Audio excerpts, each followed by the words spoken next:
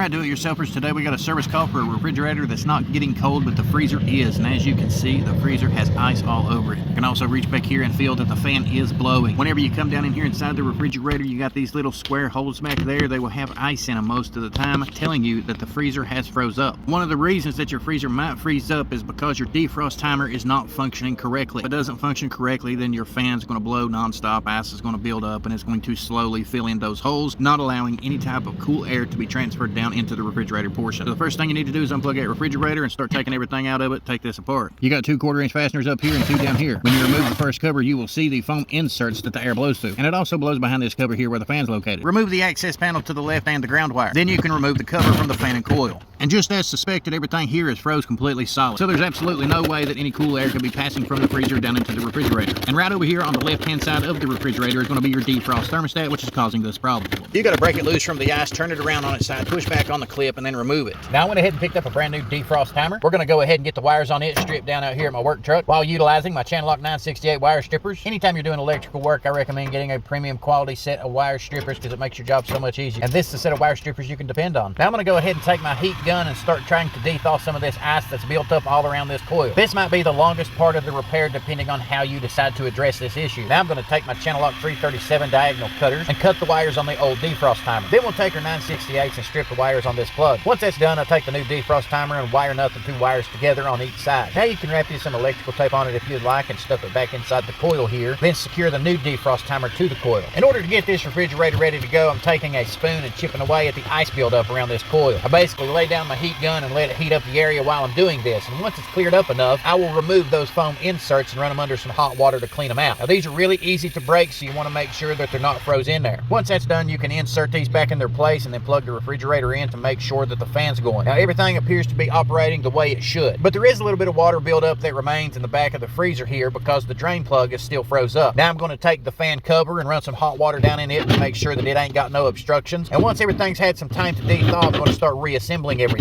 You put your fan cover back in place, hook up your ground wire, thread in your screw, put your outer cover back in place. Then you just got to clean everything up and tell your client to come put their food back in their freezer because they should be good to go. But this is how you replace your defrost timer if it's not working and freezing up your freezer, but not cooling your refrigerator.